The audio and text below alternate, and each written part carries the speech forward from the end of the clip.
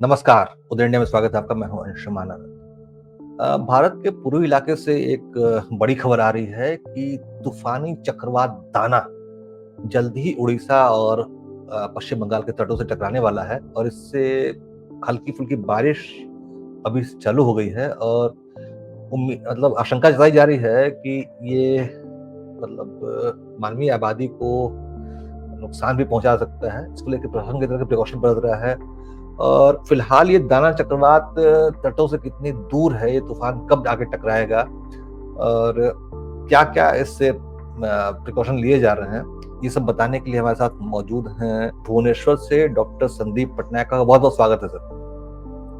नमस्कार। डॉक्टर साहब, दाना चक्रवात को लेके बहुत प्रिकॉशन लिया जा रहा है, बहुत सावधानी बरती जा रही है। आप क्या माहौल देख रहे हैं अपने क्षेत्र में?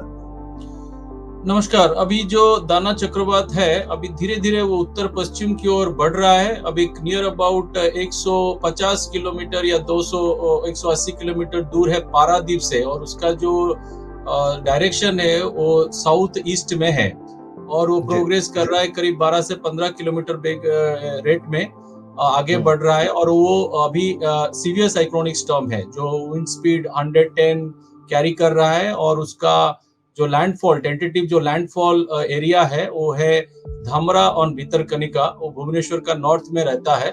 इस लोकेशन में उसका लैंडफॉल आज रात को होने वाला है। तो अभी जो सिनेरियो बन रहा है कि सिस्टम जो पहले बन रहा था वो साइक्लोनिक स्टॉर्म बना 23 तारीख को और अभी 24 तारीख है, अभी वो सीवियर साइक्लोनिक स्टॉर्म बना। लेकिन जब सीवियर साइक्लोनिक स्टॉर्म बन रहा है वो पहले केंद्रीय बंगोपसागर में था। तो अभी केंद्रीय बंगोपसागर वो आ रहा है उत्तर पश्चिम बंगोपसागर जो उड़ीसा का कोस्ट लाइन है। लेकिन उस जगह पे उसको बहुत डिफिकल्ट सिचुएशन में मिल रहा है कि जैसे अभी आप देखेंगे, आप दिल्ली वगैरह में थोड़ा गर्मी अभी हो रहा होगा क्योंकि जो उत्तर पश्चिम का जो ड्राई और हॉट एयर है वो वहां से बे ऑफ बंगाल को आ रहा है थ्रू उड़ीसा। तो वो क्या हो रहा है, वो उसका कोर में जा रहा है। जब कोर में जाएगा तो उसको वीक करेगा। ये नंबर 1 है। नंबर 2 है, अभी आप जो बोल रहे हैं थोड़ा बारिश शुरू हो गया है और कल रात से भी थोड़ा थोड़ा बारिश हमारा जो कोस्टल डिस्ट्रिक्ट में शुरू हो गया है। इसका मतलब ये है जो बादल हैं उस स्टॉर्म के वो सब अभी जो लैंड में इंटरेक्ट करने लगे हैं। तो ये उसका और एक नेगेटिव फैक्टर है, उसको थोड़ा वीक कर रहे हैं। और इसके साथ साथ डॉक्टर साहब आपने बताया कि 180 किलोमीटर दूर है और 12 से 15 किलोमीटर प्रति घंटे की रफ्तार से बढ़ रहा है, तो हिसाब से 12 घंटे और उसको लगने चाहिए तट पे पहुंचने पे। हाँ, तो करीब 25 तारीख सुबह है वो टाइमिंग जो है। अभी जो ट्रेजेक्टरी खींचा गया है फोरकास्ट वो 25 तारीख सुबह है। तो जो लैंडफॉल का टाइम होता है वो 5 से 6 घंटा लेता है। जो टचिंग पॉइंट है वो 25 तारीख सुबह है, तो उसका आप मान के चलिए 4 घंटा पहले और 4 घंटा बाद का लैंडफॉल टाइम रहता है। तो शाम का जो टाइम है पर्टिकुलरली हमारा जो पुरी से बालासोर जो डिस्ट्रिक्ट्स है और उनका जो नेबरिंग डिस्ट्रिक्ट्स है दे आर मोर वनरेबल, क्योंकि शाम के टाइम पे ही उसका जो कोर बैट अभी धीरे धीरे चालू हुआ है अंदर आना और वो अभी अंदर आएगा और थोड़ा जो विंड का इम्पैक्ट अभी दिया गया है 100-110 उसके बीच में, लेकिन बारिश बहुत करने का चांसेस है। और मैं जो बता रहा था जो सिस्टम थोड़ा स्ट्रगल कर रहा है अभी, क्योंकि अगर उत्तर पश्चिम में जाना है उसको जाना था थोड़ा वेस्ट बंगाल, लेकिन उसके लिए उसको एनर्जी चाहिए क्योंकि वो ऊपर लैटिट्यूड में जाएगा तभी वो वेस्ट बंगाल में पहुंच पाएगा। अभी इतना जो विपरीत परिस्थिति उसको उड़ीसा के कोस्ट में मिल रहा है तो उतना वो शक्तिशाली नहीं रह पाएगा। सो वो उड़ीसा के कोस्ट के अंदर धामरा और भितरकनिका के अंदर घुस जा रहा है जो लैंडफॉल लोकेशन है। और उसके बाद भी उसका जो बारिश का और जो हवा का है वो 25 तारीख सुबह तक जो मैक्सिमम मुझे लगता है रहेगा। उसके बाद वो वीक हो जाएगा as a depression, deep depression and then depression. But ये थोड़ा बहुत हमारा जो नमी मॉइस्चर लेके आ रहा है बे ऑफ बंगाल से, और अभी जो उत्तर पश्चिम का जो डायरेक्शन का हॉट एंड ड्राई एयर है इन दोनों का इंटरेक्शन होगा, इसलिए जो बारिश का जो संभावना है वो बहुत ज्यादा है सिस्टम से। और जो विंड का है वो आज का दिन और कल सुबह तक विंड रहेगा। अच्छा डॉक्टर साहब, हम लोग जब भी साइक्लोन की बात सुनते हैं तो हमें याद आता है उड़ीसा में सुपर साइक्लोन आया था और भयंकर तबाही मची थी। तो मतलब आप कृपया दर्शकों को एश्योर करें, उनको आश्वस्त करें कि इस बार ऐसा कुछ मतलब बड़ी तबाही नहीं होने वाली है, दाना चक्रवात कमजोर पड़ रहा है। ने उड़ीसा का जो महाबात्य हम बोलते हैं लोकल लैंग्वेज में, वो 1999 अक्टूबर 29 को आया था।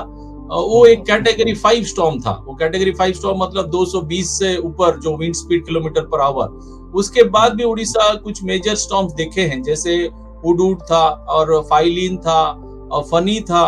तो ये सब उड़ीसा ने देखा है पहले। लेकिन ये जो स्टॉर्म है, ये जो दाना स्टॉर्म है, ये कैटेगरी 1 है, जो हम लोग as per the India meteorological department definition जो सीवियर साइक्लोनिक स्टॉर्म है, वो कैटेगरी 1 है, जो फर्स्ट स्टेज स्टॉर्म है।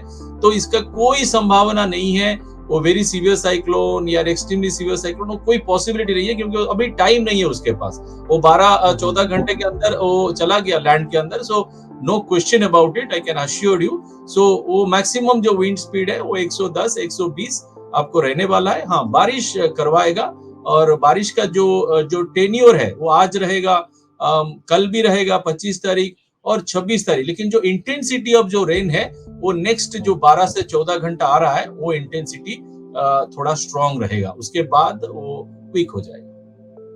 डॉक्टर साहब, ये टाइप 1 और टाइप 5 होता क्या है? किस आधार पर वर्गीकरण होता है? क्या इस गति के आधार पर वर्गीकरण होता है या क्या होता है?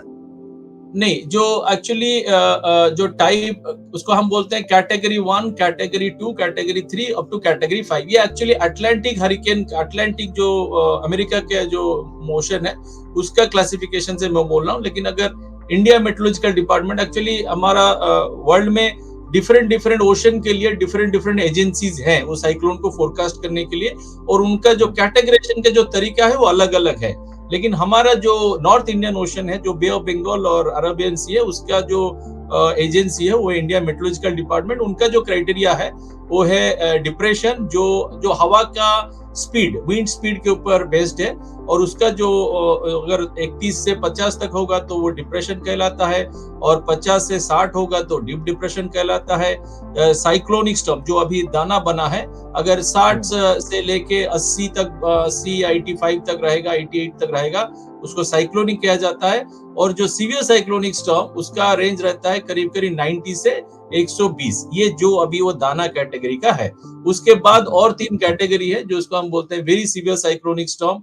उसका जो विंड स्पीड है 118 से लेके 165, और उसके ऊपर एक्सट्रीमली जो साइक्लोनिक स्टॉर्म 160 से लेके 200 तक, उसको मैं बोल रहा हूँ कैटेगरी 4। वो जो फनी था वो कैटेगरी 4 था।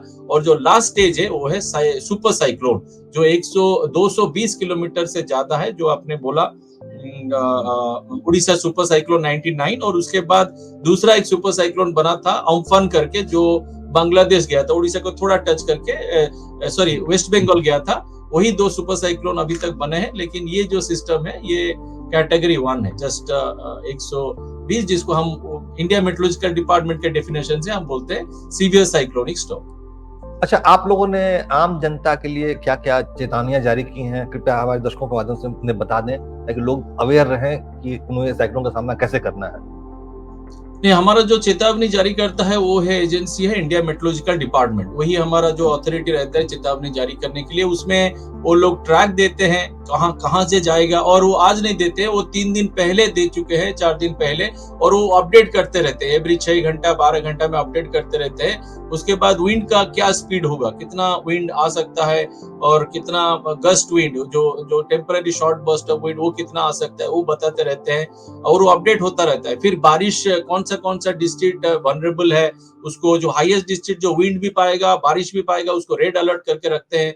जो थोड़ा मॉडरेट है, little bit less than the highest category, उसको ऑरेंज कलर करके रखते हैं। तो वो जो कोडिंग होता है वो आईएमडी द्वारा जारी किया जाता है, वो हर दिन अपडेट होता है।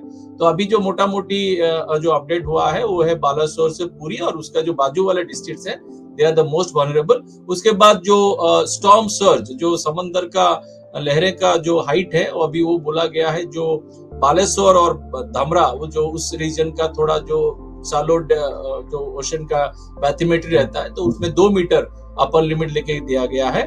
और उसके साथ साथ ये लोग जैसे अभी लैंडफॉल आ जाएगा, तो लैंडफॉल में 1 घंटे में अपडेट होता रहता है कि जो, क्योंकि वो बहुत हाई फ्रीक्वेंसी इवेंट्स है, तो वो अपडेट को हम फॉलो करते हैं, और उसके हिसाब से हम इंटरप्रेट करते हैं, लोगों को बताते हैं। और सिंपली तरीका कितना आप, इतना इजीली तरीके से आप कितना लोगों को पहुंचा सकते हैं, क्योंकि आपको लोकल में बात करना पड़ेगा। आप हिंदी और इंग्लिश यूज करेंगे तो हमारे जो लोग हैं वो समझ नहीं पाएंगे। तो मैं कोशिश करता हूँ कितना सरल तरीका से, इतना कॉम्प्लिकेटेड साइंस ना बोल के, थोड़ा स्टोरी लाइन बना के वही चीज को जो आईएमडी देता है उसको मैं ट्राई करता हूँ, जो हमारे लोकल मीडियाज हैं उनके साथ करता हूँ, और बहुत पॉपुलर भी है। लोग चाहते हैं कि मैं आके बोलूं, और जितना भी मैं कोशिश करता हूँ अपना इसी एरिया में मैं रिसर्च करता हूँ, तो मुझे भी सुकून मिलता है कि मैं कुछ लोगों के लिए कर पा रहा हूँ अपना नॉलेज को बहुत इजी तरीका से लोकल लैंग्वेज में उनको समझाने में थोड़ा हेल्प करता हूँ। तो मैं उम्मीद करता हूँ डॉक्टर साहब कि आपकी जो इन्फॉर्मेशन हैं, जो आपके एफर्ट्स हैं, आपके प्रयास हैं, वो सैकड़ों लोगों की जान बचाने में सफल होंगे। और बहुत राहत की बात है कि आपने बता दिया कि दाना चक्रवात से बहुत घबराने की आवश्यकता नहीं है, क्योंकि ये टाइप 1 मतलब पहले फर्स्ट कैटेगरी का है, कैटेगरी 1 का है, और इसकी स्पीड 90 से 120 है। इस वजह से ज्यादा चिंता की जरूरत नहीं है, क्योंकि सुपर साइक्लोन जैसी कोई स्थिति पैदा नहीं होगी। और मेरे ख्याल से दर्शकों को बहुत राहत मिली हुई होगी आपकी इन बातों को सुन के। बहुत बहुत धन्यवाद sir, thank you so much. नमस्कार।